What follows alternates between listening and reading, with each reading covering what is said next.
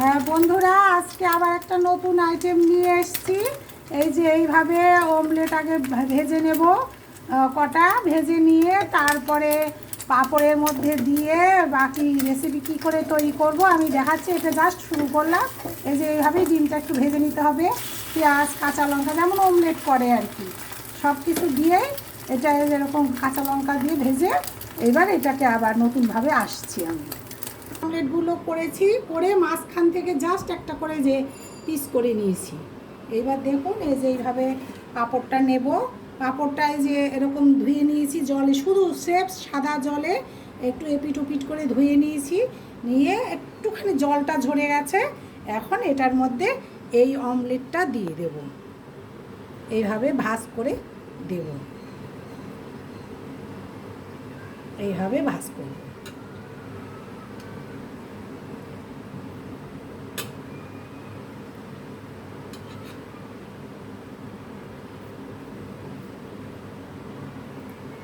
এটা হচ্ছে ডিম পাঁপড়ের অমলেট। হঠাৎ করে ধরুন বাড়িতে ডিম কম আছে, অনেক লোক হয়ে গেছে, বা মাসের শেষ, তখন তো একটু সমস্যা হয় সবারই, চাকরিজীবীদের, তখন এরকম করে একটা ডিম দিয়ে এরকম দুটো করে আইটেম হয়ে যাবে, দুজনের খাবার হয়ে যাবে। সাদা তেল, আমি তো সাদা তেলে ভাজাভুজিগুলো করি, এই সাদা তেল দিয়েছি আর এইখানে করেছি, এইভাবে রেডি করে নিয়েছি সবগুলো। এখন এই যে এরকম করে ভেজে ভেজে তুলে নেব, এখন এই সম্পূর্ণগুলো এরকম করে ভেজে ভেজে তুলে নেব।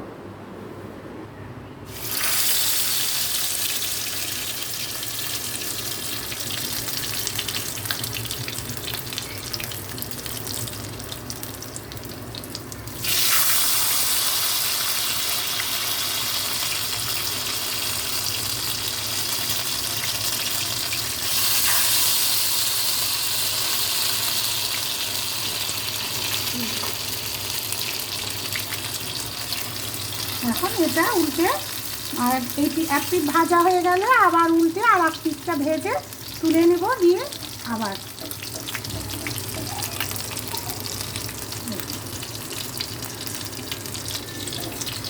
এই যে এইভাবে এরকম করে উল্টে দিতে হবে। এভাবে ভেজে তুলে দিতে হবে। এবারে এই পিঠটা পিছনে নিচের পিঠটা ভাজা হয়ে গেলে তুলে নিব, নিয়ে তারপরে গ্রেভি বানিয়ে গ্রেভির মধ্যে ছাড়তে হবে। আমি দেখাচ্ছি সব। সরষের তেল দিয়েছি, সরষের তেল দেবো, সরষের তেল দিয়ে দিলাম। সাদা তেল দিলেও হয়, সরষের তেল দিলেও হয়, যেটা আপনাদের পছন্দ আপনারা সেটাই দেবেন। তো আমি একটু সরষের তেল দিলাম, সাথে এই যে একটু জিরে সম্বারা দেবো,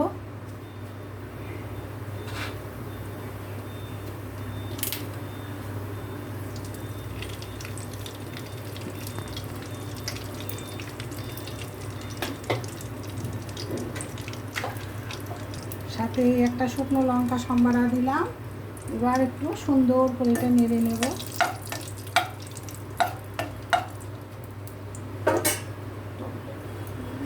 হ্যাঁ এই যে বন্ধুরা, এখন এর মধ্যে আমি পরিমাণ মতো, যে যেরকম রান্না করবেন তার পরিমাণ মতো একটু আদা জিরা, একটু শুকনো লঙ্কা বাটা, একটু আদা বাটা, এই সমস্ত এর মধ্যে দিয়ে একটু জল দিয়ে গুলে আমি তেলের মধ্যে ছেড়ে।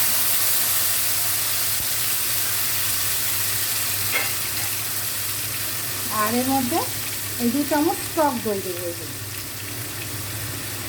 টক দইটা দিলে খুব সুন্দর একটা সেন্ট আসে, টেস্ট আসে, এই জন্য এই টক দইটা দিই।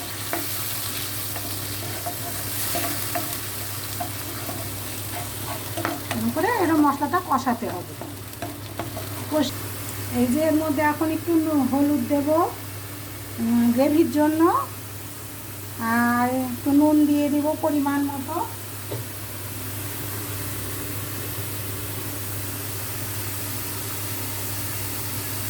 পরিমাণ মতো একটু নুন দিয়ে দেবো,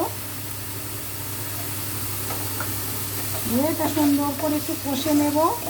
যেহেতু দই দেওয়া আছে, এটা কষে সুন্দর একটা তেল বেরোবে মশলা দিয়ে, তখন এর মধ্যে সেই যে গরম জল আমি করে রাখি, সেই গরম জলটা দিয়ে দেব গ্রেভির জন্য।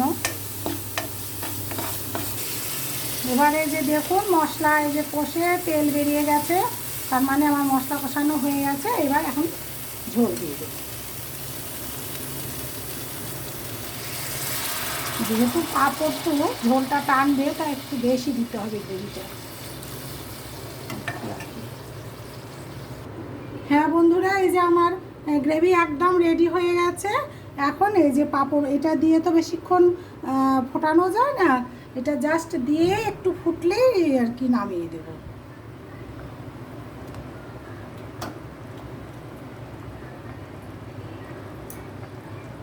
কিভাবে এটা বানালাম আশা করি আপনারা বুঝেছেন। এইভাবে একদিন করে খেয়ে দেখবেন ঘরে, মানে যে কি ভালো লাগবে সেটা আমি বলে তো ওটা বোঝানো যায় না। আপনারা রান্না করে খেলে তখন নিজেরাই বলবেন যে কতটা সত্যি কথা বলেছি।